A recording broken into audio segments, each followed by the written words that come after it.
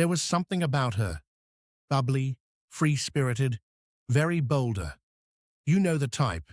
Yoga at sunrise, kombucha in hand, probably hasn't seen a mink coat in her life and wouldn't be caught dead in one if she had. Boulder was gorgeous, sure, but it was nothing like the world we came from. We were suit and tie, briefcase and coffee people. Boulder was more into barefoot and crystal healing. Then there was John Ramsey. He had this look, quiet, unreadable, the kind of look that made people stop and think, what's going on in this guy's head? He was the first one to find JonBenet, picked her up, held her, and just like that, the entire crime scene was toast. Any chance of preserving evidence? Gone. And yet, weirdly enough, the police didn't really press him about it. Not like they did Patsy, not like they did Burke, which was odd. I mean, he was the head of the house, the one in control. But somehow, people looked at him like he was just this sad, harmless dad in the background. Was that all he was? A grieving father, caught in a nightmare? Or did he know a whole lot more than he let on? So, who is John Ramsey, really? Well, let's rewind. JonBenet Ramsey was born in Lincoln, Nebraska. He wasn't just some rich guy with a mysterious aura. He was smart, too. He went to Michigan State, got a degree in electrical engineering in 1966, then went back for an MBA in 1971. Not bad, right? He started out in the Navy, joined the Civil Engineer Corps, served 3 years in the Philippines, then stuck around for 8 more years in the reserves in Atlanta. Oh, and he's a licensed pilot. Not just any pilot. He owned 2 private planes. When you have 2 planes, you're either really into aviation or just really hate waiting in TSA lines. He came from a military family. His dad, James J. Ramsey, was a decorated World War II pilot. His mum was Mary Jane. Nebraska shaped his early years, and he went on to build what looked like the perfect life: career, money, family. But of course, appearances can be deceiving. And in John's case, that's the million-dollar question. Was he just the unlucky guy at the center of a national tragedy? Or was he more involved than anyone ever dared to believe? John Ramsey's personal life? Definitely layered. He got married for the first time in 1966 to a woman named Lucinda Pash. Together, they had 3 kids: Elizabeth, Melinda, and John Andrew. Things seemed fine until they weren't. They split up in 1978, after about 11 years. No big scandal that we know of, just one of those breakups where the details never really made it to the public. Fast forward 2 years. John marries Patsy Ramsey in 1980. Patsy, former beauty queen, with a big smile and bigger presence.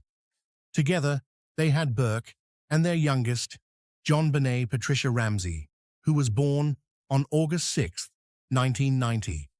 That little girl with the blonde curls would later become the center of one of the most talked-about mysteries in America. As a dad, John wasn't the hands-off, too busy at work type. He was present, supported his kids' activities, showed up, paid the bills. By 1996, the Ramseys were living in Boulder, Colorado, in a big, beautiful house on 15th Street. John had built himself a serious career. In 1989, he launched a tech company called Advanced Product Group. It later merged with a couple other businesses and became Access Graphics. Under John's leadership as CEO, the company didn't just grow, it exploded.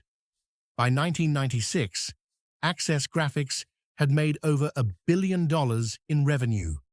Billion. He wasn't just rolling in numbers either. He earned the title of Entrepreneur of the Year from the Boulder Chamber of Commerce that same year.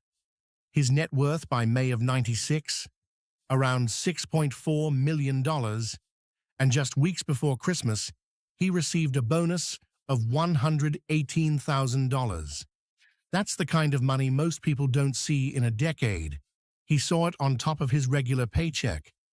But John wasn't just about business. Around the holidays, he and his family were known for showing up at community and church events, especially at St. John's Episcopal Church in Boulder. While there's no official list of what they attended in the days before Christmas, it's safe to say they were the kind of family that participated, smiled for photos, and gave off happy family energy, even if, behind the scenes, things weren't quite as perfect, because we all know money, titles, and picture-perfect homes don't always tell the full story. John wasn't just the guy running a million-dollar company. He also showed up as a dad, especially when it came to JonBenet's beauty pageants. Now, most of the glitter, hairspray, and tight scheduling was handled by Patsy. She was the pageant queen in her day. But John? He was definitely involved. Whether it was cheering her on from the sidelines, sitting through rehearsals, or smiling proudly in the front row, he showed up. Right before Christmas, JonBenet even made an appearance at a local shopping mall in Boulder, and it's very likely John was there too. His presence at these events wasn't just for show. It was part of how he supported his kids. He may have been a CEO, but at the end of the day, he was still a dad with a camcorder and a front row seat. Beyond the pageants, John also had strong ties with Boulder's upper crust. He and Patsy were part of the town's social scene, mingling with families like the Whites and the Steins. On December 23, 1996, just 2 days before everything would change, the Ramseys attended a Christmas party at the home of their close friends, Fleet and Priscilla White. The guest list? Very Boulder, very well connected. That night was a big one for the Ramseys, socially speaking. Before heading over to the White's house, they'd hosted their own holiday party at their home on 15th Street. From about 5 to 8 p.m., their place was filled with 30 to 40 guests, friends, family, and kids running around in Christmas sweaters. There was even a Santa impersonator, Bill McReynolds, who dropped by to add to the festive mood. The kids decorated gingerbread houses, the grown-ups mingled, and everything looked picture-perfect. One moment that stood out was when Patsy gifted JonBenet a gold bracelet, engraved with her name and the date, 25th of December, 1996. A sweet little Christmas keepsake that now feels heartbreakingly symbolic. As if that wasn't enough on their plate, John had also been making travel plans. The Ramseys owned a vacation home in Charlevoix, Michigan, and they were planning to fly out after Christmas to spend time with John's older kids, Melinda and John Andrew, from his first marriage. Since John was a licensed pilot, he'd arranged to fly the family himself. Classic Ramsey, mixing family time with a bit of luxury. All in all, the days leading up to Christmas were packed. Work, family, parties, travel plans. It was a whirlwind. On the surface, everything seemed happy and full. But as we know, that picture-perfect life would soon shatter. So, on Christmas Day, 1996, everything seemed pretty normal at the Ramsey house. You had JonBenet, their 6-year-old daughter, all dressed up in a cute black and white outfit, probably showing off a new bracelet she just got as a gift. The family had friends over, people like R.A. Brown, Priscilla White's parents, and a guy named Cliff Gaston, who was close to the family. John Ramsey, the dad, was hosting, so he was around, probably mingling, but nothing really stands out about what he did that day. But then something strange happened. That evening, a 911 call was made from their house around 6:48 p.m. It got cut off before anyone could talk. When the police called back, no one picked up. So, They sent an officer to check it out. A family friend, Susan Stein, told the officer it was probably just a mistake. Maybe someone was trying to order medication for an elderly relative or something. It didn't seem urgent at the time, so the officer left, and no report was filed. The rest of Christmas was just typical. JonBenet got a bike, the family opened presents, had dinner, just your usual holiday stuff. Later that night, John said he carried JonBenet to bed after all the excitement.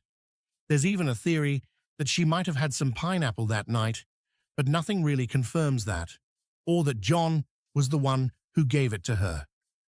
Then came the morning of December 26th, and this is where everything changes. Around 5:30 a.m., Patsy woke up to get some coffee going.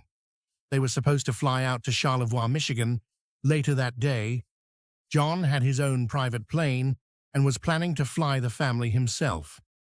But not long after she got up, Patsy went to check on JonBenet and realized her bed was empty. Naturally, she panicked.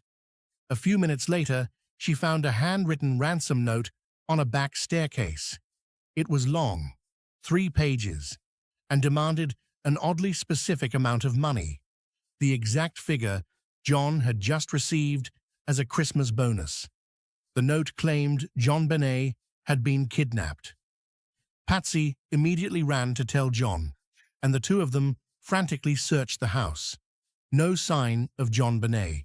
They even peeked in on Burke, their son, who was still asleep. Then, at 5:52 a.m., Patsy called 911. The call has been picked apart ever since. Instead of immediately saying what was wrong, Patsy started by giving their address. Now, that could just be her trying to be efficient, but some people think it sounded weird, like maybe she was following a script.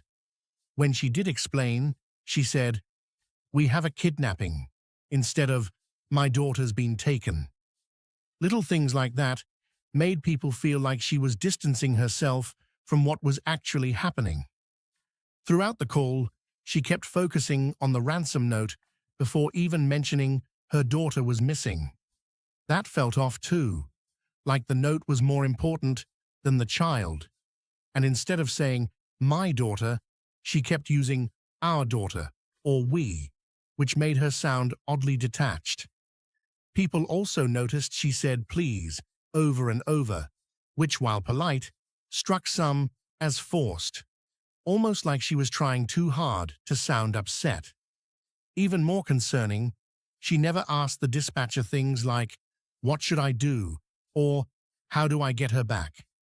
She didn't even mention the note's warning not to call the police, which would have been a huge source of fear for any parent.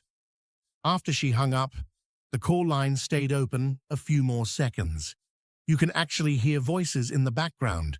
One sounds like John saying, "We're not speaking to you," and another, probably Patsy, saying again and again, "What did you do?" Some think they were talking to Burke, which is unsettling since they claimed he was asleep through everything. So was the call real, or was it something else? That's still a big question. Anyway, once the police got there, John seemed cooperative at first. He gave them the ransom note, answered some questions, and even called friends like Fleet and Priscilla White to come over and support them. The problem was that those friends came into the house before it was secured as a crime scene. Some people even cleaned the kitchen or moved things around, which made investigators really suspicious. Why let people in when the note specifically said not to contact anyone? Still, it might have just been a reaction to stress. People don't always think clearly in moments like that. But here's the part that really raised eyebrows. All morning, the police were searching, but they didn't fully check the basement. Then around 1 p.m., the lead detective asked John and Fleet to do one more walkthrough. They went straight to a back room in the basement, a storage area for Christmas stuff. That's where John found JonBenet's body. She was lying on the floor, under a white blanket, with duct tape on her mouth and a garrote around her neck.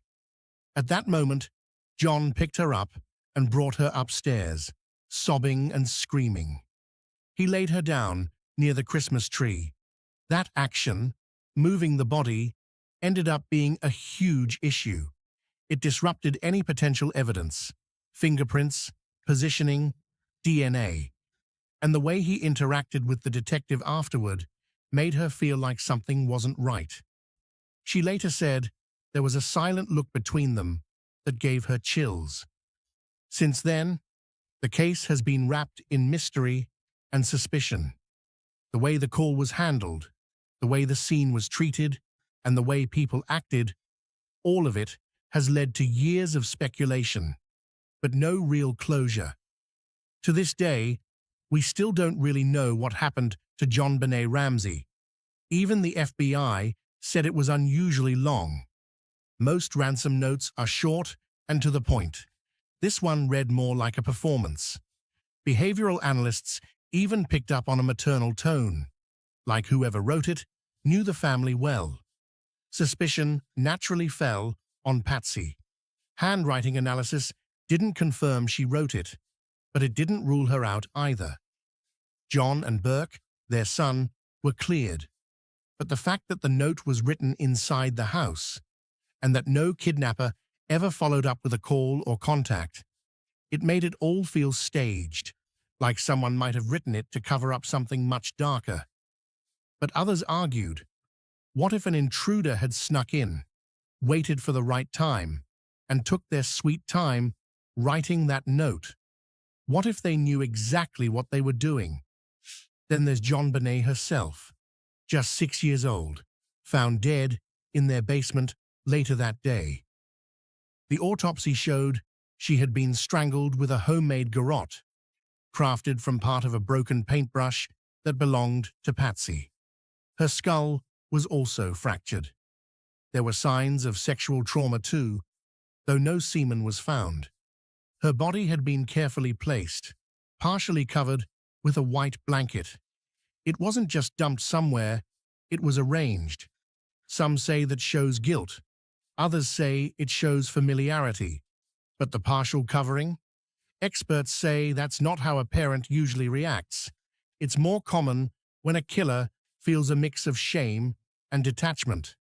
Then there's the pineapple. JonBenet had pineapple in her stomach, something she must have eaten between 10 p.m. and 2 a.m. But both John and Patsy said she hadn't eaten anything that night. A bowl of pineapple was found in the kitchen, and Burke's fingerprints were on it. No one could say for sure when those prints were left, but it added yet another strange layer. Was she awake that night, eating with her brother? Did something happen then? Even John's reaction that day, when he found her, when he carried her upstairs, got people talking. Some investigators felt he disturbed the scene, maybe even intentionally. But again, picture it. A father finds his daughter dead, alone, in a basement. Can you really blame him for losing it? What makes this case even more confusing is that while so much points to someone inside the house, there's also a lot that supports the idea of an outsider breaking in. Let's talk about the DNA. Unidentified male DNA was found in multiple places, on JonBenet's underwear, her leggings, even under her fingernails. It didn't match John, Burke, or Patsy. It also didn't match anyone in the FBI's criminal database. That was a huge deal. In fact, in 2008, the district attorney cleared the family publicly because of it. Some experts still debated that move, wondering if the DNA could have been from the clothing manufacturer. But others argued that theory didn't hold water. The samples were complex and might have even come from more than one person. John later pushed for advanced genealogical testing in 2024, hoping maybe, just maybe, this mystery could finally be solved through science. Still, every answer just led to more questions. You know what still gives people chills? The moment John Ramsey walked down to the basement and found his daughter's body. It's been nearly 30 years, but that moment, how it happened, where it happened, still feels strange. Because here's the thing. John didn't just go looking through the house at random. He headed straight for the basement. Not just the basement either, but a little hidden room in the far corner. It was dark, quiet, and barely used. And it's where JonBenet was. Some people found that a little too convenient. A few experts, especially in the CBS documentary, wondered if he already knew where to find her. They even questioned if the whole search was just for show. But let's pause there for a second. Because when John came upstairs, holding her body, sobbing, panicked, what you see isn't a man playing a part. You see a broken father. His daughter was gone. And whatever you believe, that grief, it looked very, very real. Still, it's hard not to wonder, was that moment pure instinct or something more?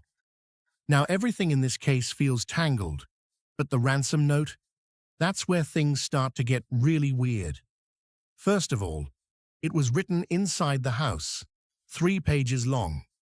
Who takes time to write a novel during a kidnapping? All of it felt off. When the police first arrived, they assumed it was a kidnapping. That's what the note said after all. So they treated it like one, which meant the house wasn't locked down. People walked through it. Friends were invited over. Evidence got touched, moved, maybe even lost. And when John later found JonBenet in the basement and carried her upstairs, he unknowingly moved the body, possibly destroying critical evidence. But again, was that calculated? Or was that a dad who had just found his little girl and didn't know what else to do?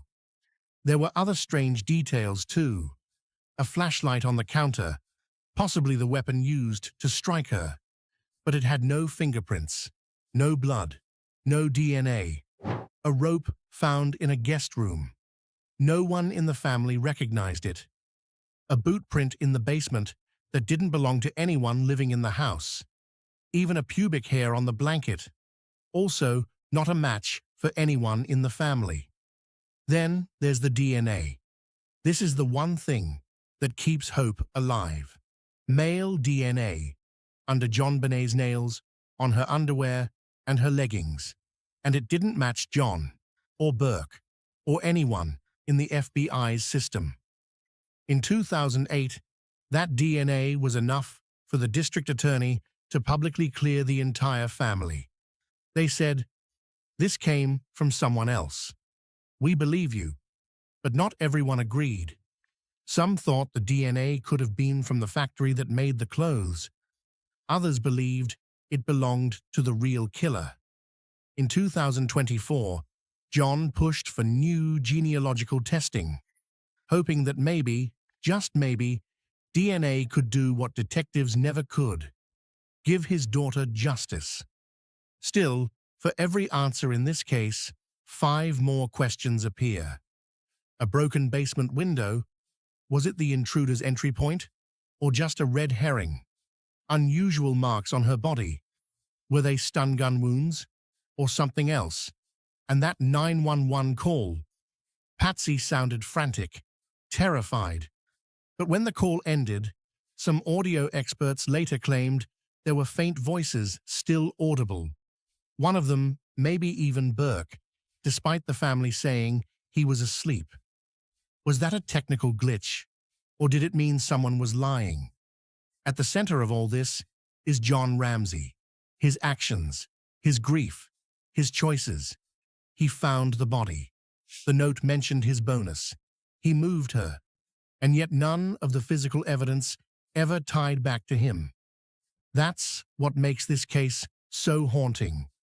Every clue points in 2 directions.